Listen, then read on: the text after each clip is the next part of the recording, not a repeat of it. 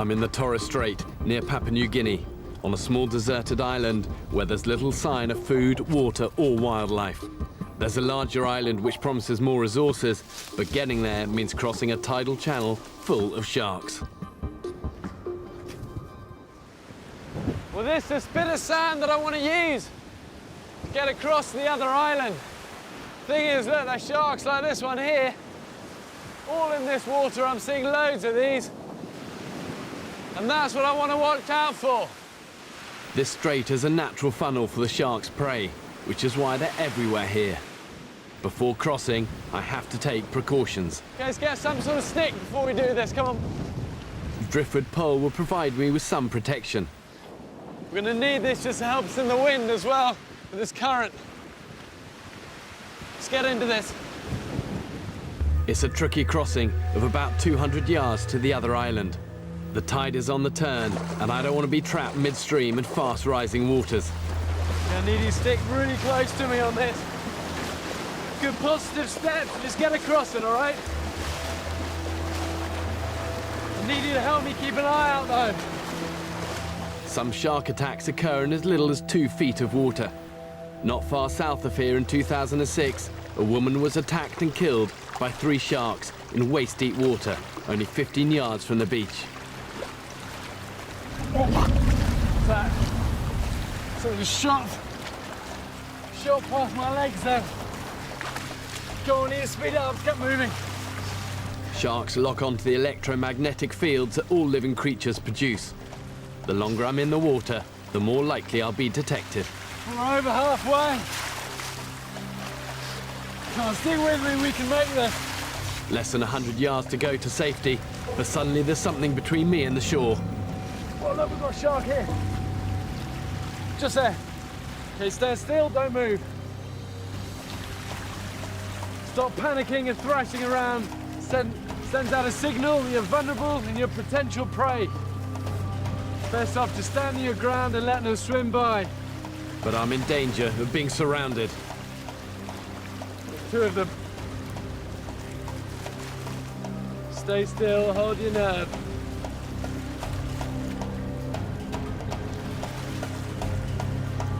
Okay, he's coming straight this way. Just stay still, stay still.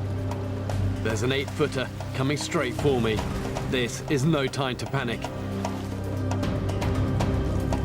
But at the last moment, he turns away. That's my chance to get across. Come on, don't worry about that, let's just move, come on. Come on, stick with me.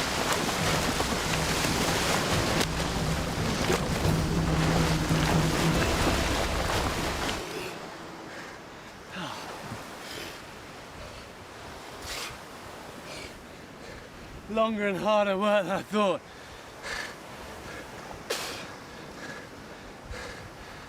But we didn't get eaten by a shark. So that's good news. It's amazing, you get that sudden surge of adrenaline. Okay, good job. Let's go.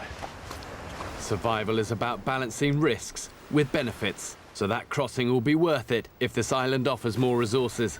And I'm off to a good start. Look, coconuts. And for the survivor, finding these, it's just a godsend. Now, those are the ones I want, though. The unripe, green or orangey ones. Challenge is trying to reach them. Unripe coconuts contain the most liquid, but you've got to know how to get them first. But basically, you're working with opposing forces. You're pushing with your feet and you're pulling with your hands. You get into a bit of a rhythm then. Another tip is to keep your feet as flat as possible against a tree for maximum grip. Okay, and then you kind of just want to twist them to get it off.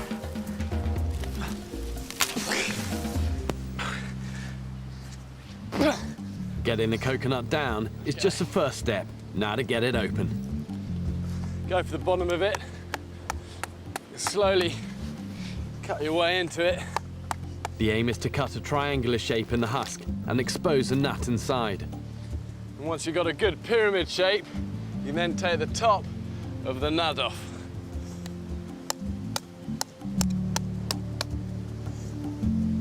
you go. Scoop that out. The tender coconut seed contains water, which will mature into the milk and later into the white flesh or meat. Which is delicious. And you got all of that water inside.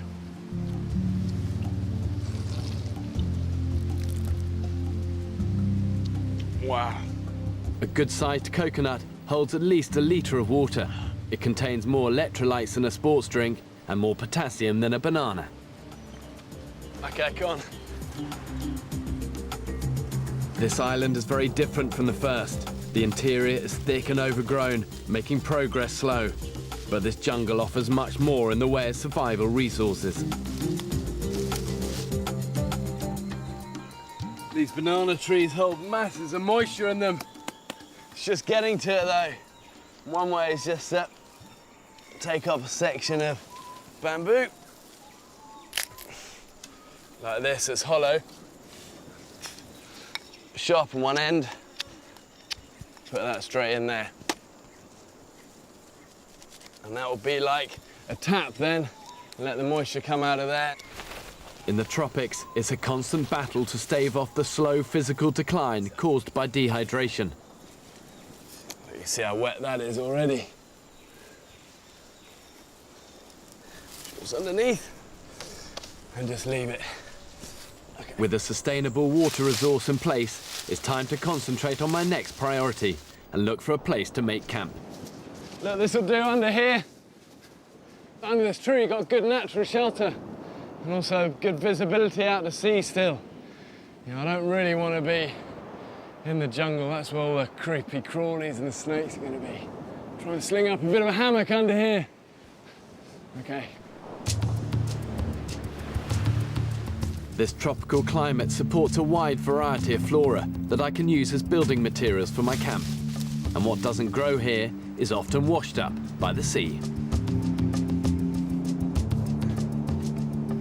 First off, I'm going to make a hammock by splitting this length of bamboo. Work your way down it. I'll keep going about the length of my body. Along here. I'm cutting the bamboo into several strips, which will act as supports. And really, bamboo is the ultimate DIY jungle material. It's strong, it's flexible, easy to work with, and all the fundamentals of survival, fire, water, food, shelter, you can get from this stuff. Okay, so look, that's split, and that put a bit of bend in it, splay it out, and that's going to be the basis of a hammock. And once suspended, this will keep me safely off the ground. So it's going to work. Okay, that'd be good. A few coconut leaves on this, and that would be good to go. Actually, it's probably worth putting up a simple windbreak here. Yeah, that sea breeze is strong. I don't want to get sandblasted all night. Okay, let's do that. Palm leaves are plentiful and will provide me with some added protection from the powerful trade winds that blow through here. Let's use some of this vine to bind it all together, stop it blowing away. Split palm leaves are malleable and easy to weave into bedding. Tie these just to keep it on there.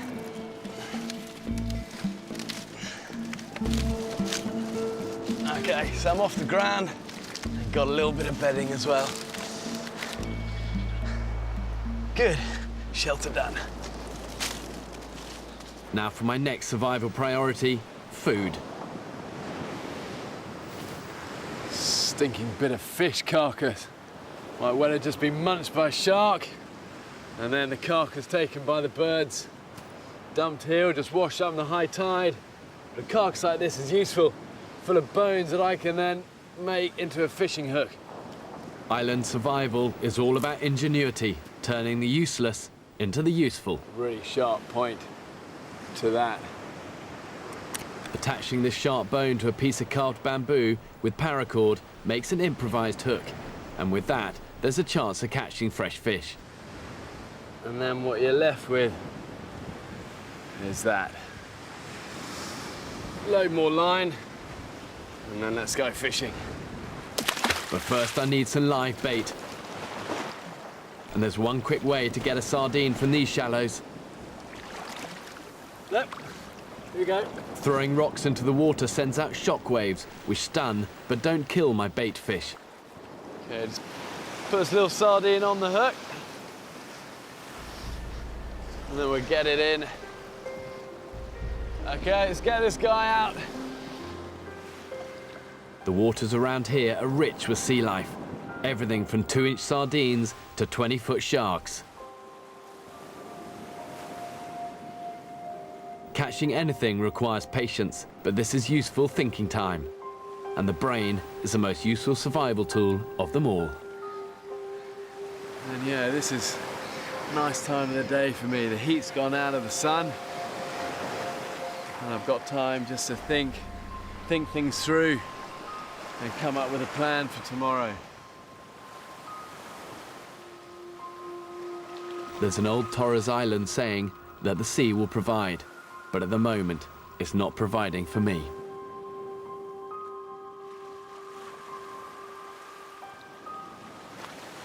Here we got something. Let's get him in. Not a monster, but a decent-sized fish. Yeah, it's a finger mark fish. See that? A little like fingerprint, just down there.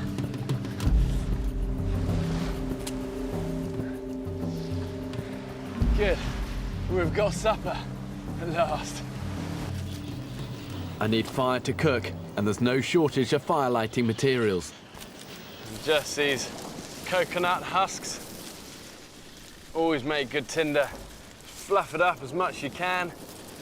So it's really fibrous, a bit like a bird's nest. And then that should take a spark.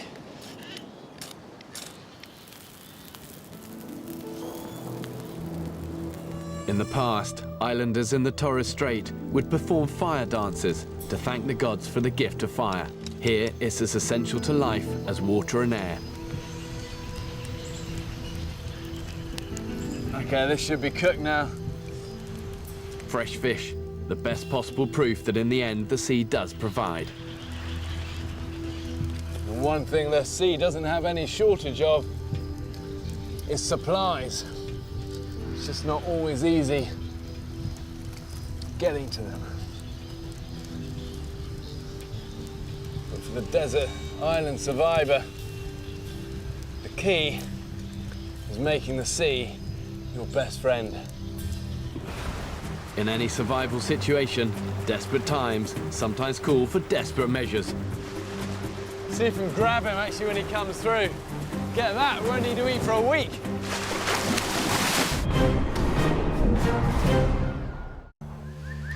I've just spent a night on a desert island in the Torres Strait near Papua New Guinea. Quite a crazy night.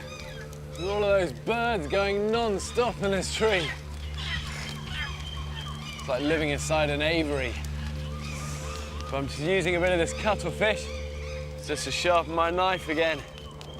Put an edge back on it. The salt water's so corrosive here, anything's just gonna rust up. Okay. Time to get on.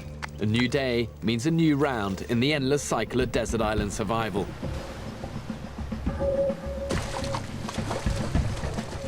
There's a sea cave. Always worth checking these out. High tides bring all sorts of useful things into sea caves like this. This is old netting. There's a load of it. I'm gonna cut some of this netting. Super useful stuff, so much I can do with that.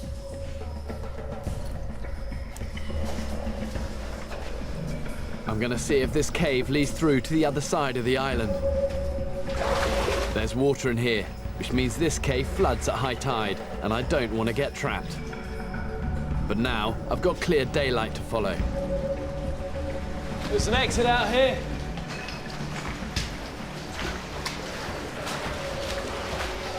And I've spotted something else. There's another island as well. Let's get out. There's a third, even larger island ahead, which might be worth getting to. Things it's much further to that than it was to get onto this. Need to weigh up our options a bit here. A few of the islands in the Torres Strait support small populations or coast guard stations. So this much larger island offers a genuine chance of rescue. It's not going to be easy to reach, but I've decided it's worth the risk. But before undertaking a journey like this, you want to ensure that you have the necessary energy to succeed, and that means being well fed and well watered. See if this is filled up. It's got a good amount in there now. Look, you can still see it dripping out of here. This banana water will rehydrate me and give me a quick shot of useful minerals like potassium. Tastes like unripe banana. Okay. With a sustainable supply of water to return to, the next priority is food. The body requires a minimum of 1,000 calories a day to function, much more for an energy-sapping sea crossing. So I'm after a big catch. And back at the shoreline, I've noticed an increase in shark activity. This makes me cautious, but also gives me an idea. Just seeing a lot of fins around in this shallow lagoon here. I reckon if I can get a hold of a shark that's small enough, might well be able to get it out and onto the bank. Shark meat is a good source of protein, but for a lone survivor, catching one is a difficult and highly dangerous option. You just gotta be so careful. When you're in the water, you're in shark's territory. These guys are fishing, feeding, and they're stronger than me. But I've hopefully got a bigger brain than them. There are sharks out in the deeper water, but I want to lure one into the shallows, where it'll be easier to catch. Put a bit of bait out for them. Sea cucumber guts. Sea cucumbers are animals that feed on decaying marine matter, but the sharks aren't going for their innards. Time for bait plan B. They actually say that pee attracts sharks. The urine, see if that'll work better than the guts of a cucumber. Urine is a sign of distress in some sea mammals and might arouse the interest of nearby sharks. Keep an eye out. So she look, there's one coming in over there. Finally, a shark is coming into the shallow water and within my range.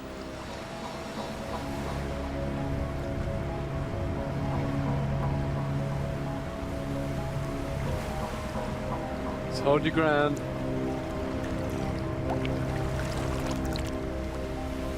You'd never want to try this unless there was no other choice. I'm going to try to catch it by the tail. This guy's probably 7 foot long. But make one mistake and it could deliver a potentially lethal bite.